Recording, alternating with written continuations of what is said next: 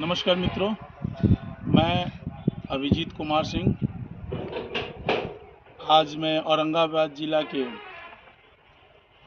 कुटुंबा प्रखंड के अम्बा की बीघा ग्राम में हैं और हमारे साथ आज हम स्ट्रॉबेरी के प्लॉट पे हैं और हमारे साथ यहाँ के ही एक किसान हैं जो स्ट्रॉबेरी का खेती करते हैं। उनसे मिलवाएंगे और जानेंगे कि स्ट्रॉबेरी खेती कैसे करते हैं, क्या क्यों करें और इससे करने से क्या फ़ायदा और कितना लाभ होता है। तो हम चाहेंगे आप मेरे दर्शकों को अपना परिचय बताएं। मेरा नाम अजीत कुमार, ग्राम चिल्की बीघा, पोस्ट अम्बा, थाना अम्बा, जिला औरंगाबाद, बिहार का निवासी हूँ। कब से खेती कर रहे हैं आप इसका? ये लगभग हम 8 साल से खेती कर रहे हैं। 8 साल से खेती कर। कब लगता है ये स्ट्रॉबेरी का पौधा? स्ट्रॉबेरी का प्लांट लगाने का टाइमिंग है सितंबर लास्ट, अक्टूबर फर्स्ट वीक में। फर्स्ट वीक में। अच्छा, अगर कोई किसान मान लिया जाए अगर नवंबर के समय में सोइंग करते हैं तो क्या उन्हें कोई नुकसान होगा? नुकसान बहुत बढ़िया ज़्यादा हो जाएगा ना, क्योंकि सबका टाइमिंग होता है। अच्छा, जो चीज़ अगर हमें भूख लगी अभी हम दोपहर में खाएंगे तो फायदा नहीं करेगा। वही है हिसाब इसका भी कि हमको जिसका टाइमिंग है उसी टाइमिंग में हम लगाएंगे। मतलब जिनको लगाना हो तो तैयार पौधा अक्टूबर के समय में, वो सितंबर के लास्ट में अक्टूबर फर्स्ट वीक में इसको सोइंग प्लांटिंग कर देना, ट्रांसप्लांट कर देना। ट्रांसप्लांट का सही समय वही है इसमें। तो ये आप देख रहे हैं कि बिना मल्चिंग का स्ट्रॉबेरी खेती नहीं किया जा सकता है।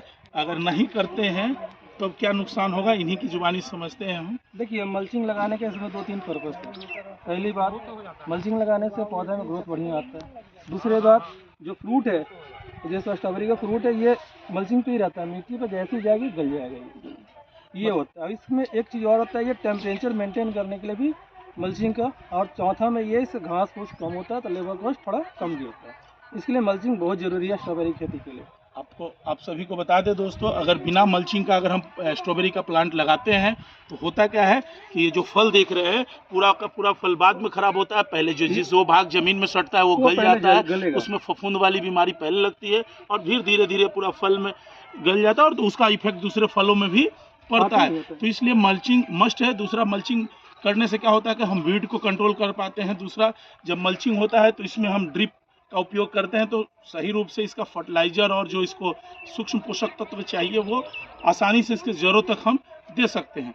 दूसरा हो गया, अगर मल्चिंग कर देते हैं तो जो वीड नहीं होगा तो इसमें जो फफूंदनाशी बैक्टीरियल जो बीमारियां लगती हैं उससे भी बचाव होता है।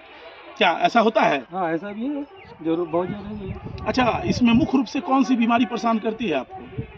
मुख्य रूप से बीमारी अभी तो कीटनाशक था, तो कीट का तो कंट्रोल कर लिया हम लोग। किस तरह का कीट लगता है? वो सुंडी बोल सकते हो उसको। अच्छा, ऐसा छोटा सुंडी होता है, ऐसा चलने वाला एक बीमारी आता है इसमें, लाल माइट का आता है। अभी देखिए इसमें जो भी देख रहे हो काला काला दिख रहा होगा, इसमें भी लाही लगा हुआ है।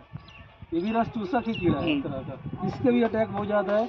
और स्ट्रॉबेरी में सबसे ज़्यादा अगर परेशानी किसी चीज़ से है, ये ठंड से मतलब ठंड बोल के अभी ये इसमें इतना ज़्यादा ठंड लगा हुआ है कि इसमें स्ट्रॉबेरी नहीं दिख रहा है। इसमें अभी स्ट्रॉबेरी कम से कम पूरा लदा हुआ है। मतलब एक स्ट्रॉबेरी के लिए भी तापमान भी चाहिए। अगर तापमान 15 सेल्सियस डिग्री से अगर नीचे चला जाए तो इसके फलन में और इसके पौधों के लिए परेशानी होता है। इसके लिए 15 से 25 का जो तापमान होता है बड़ा बेहद होता है इसके उत्पादन के लिए। सबसे बड़ी बात है कि इसमें मुख्य रूप से जो लार्वा कीड़ा होता है जो इसके फल पे अटैक करता है, जो फल छेदक के रूप में काम करता है, माइट लगता है और फफूंदी में बीमारियों का अलग अलग फफूंद की बीमारियां इसमें परेशान करती हैं। अगर तापमान अगर सही नहीं मिला तो अगर ज़्यादा पानी दे दिया जाए तब क्या होता है? ज़्यादा पानी देने से एक चीज़ क्या होगा कि इसमें रिंग रॉट की समस्या होगी। रिंग रॉट होगा, ये रिंग रॉट ये होता है कि पौधे का जो तने होते हैं ना, जहाँ से ऊपर मिट्टी और जो बहुत संपर्क जो बना के रखता है वहाँ से रिंग रॉट आना समझ जाएगा, काला हो जाएगा, पौधा सुखाएगा। इसको अभी पानी भी लिमिट में ही देना, ये नहीं कि ज़्यादा पानी दे दीजिए। तो अगर ज़्यादा पानी दे देते हैं तो भी पौधा में गलन आ जाता है, जिस पौधा ब्लैक होकर सूखने लगता है, स्ट्रॉबेरी बीमारी में आता है। दूसरा चीज़ है और हम जानेंगे, इससे हम सीड भी तैयार कर सकते हैं। चाहेंगे अपने कैमरामैन बंधु से इस फल पे हमको दिखाए। आप देख सकते हैं दर्शकों, ये जो फल के ऊपर जो ये दाने जाने खुरदरे से होते हैं, स्ट्रॉबेरी के यही सीड होते हैं। इस सीड को निकाल करके हम टिश्यू करके और इसका हम पौधा तैयार करते हैं, प्लांट तैयार करते हैं और फिर प्लांट तैयार करके हम इससे पौधा बना सकते हैं। दूसरा एक तरीका ये भी होता है कि जो अभी पौधे लगे हैं, इसे जब ये फलन दे दे तो इस पौधे को मदर प्लांट के रूप में निकाल कर रख लिया जाए और मदर प्लांट कर करके इसे ग्राफ्टिंग करके फिर से इससे पौधा तैयार किया जाए। तो दोनों तरीके हैं इसके पौधा तैयार करने की। जो इसके सीड आप स्ट्रॉबेरी के ऊपर जो देख रहे हैं, सीड के ऊपर कि दाने दाने जैसे हैं, यही सीड होते हैं। स्ट्रॉबेरी का जो सीड होता है, बीज स्ट्रॉबेरी के अंदर नहीं, बाहरी जो इसके आवरण पे पड़ा हुआ है, ये खुरदरा खुरदरा सा देख सकते हैं, यही इसका सीड है। अब क्या है कि या तो इसके सीड को निकाल करके हम टिश्यू बना करके पौधा तैयार कर ले, प्लांट तैयार कर ले, या तो फिर मदर प्लांट बना करके फिर ग्राफ्टिंग कर करके हम इसका पौधा तैयार कर सकते हैं।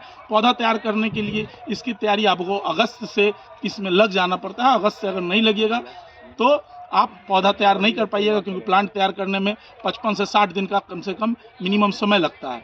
और इसकी बुआई हम मतलब अगर जो कहा जाए हमारे व्यवस्थाओं में किसानों के लिए कि जब विश्वकर्मा पूजा होता है तो इसकी तैयारी, खेतों की तैयारी उस समय से लग जाती है, विश्वकर्मा पूजा के समय से, और इसकी बुआई की व्यवस्थाएं हो जाती हैं।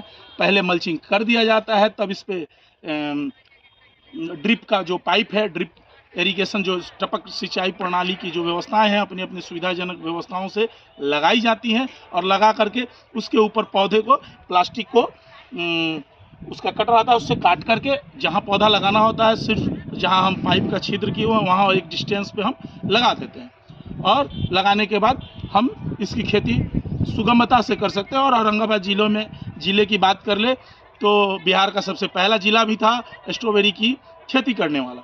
दूसरा चीज़ है कि हम जानेंगे इनसे कि क्या इससे अगर मान लिया जाए 1 एकड़ की खेती की जाए तो क्या लागत और क्या प्रॉफिट होता है, मतलब किसान को कितना लागत लगेगा और कितनी प्रॉफिट होगी।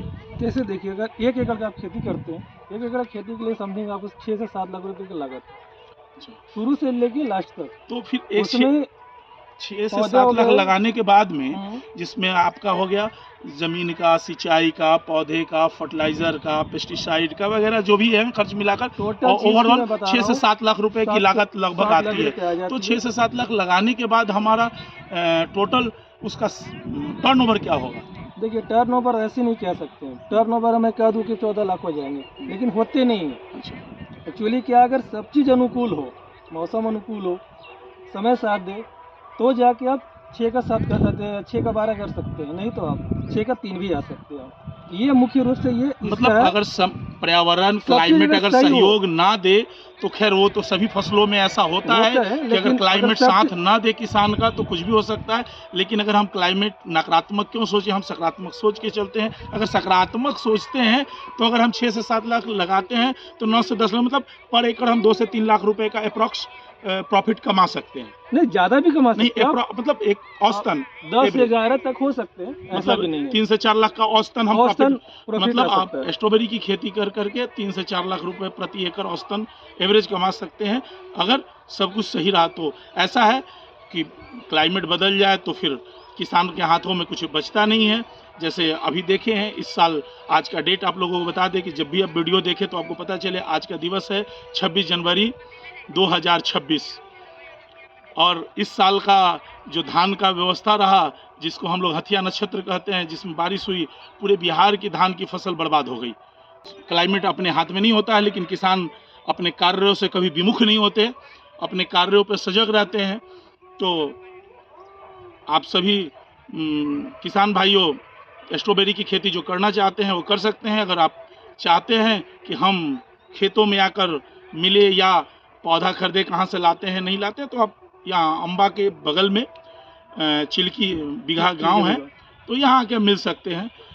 तब तक के लिए धन्यवाद। Thank you.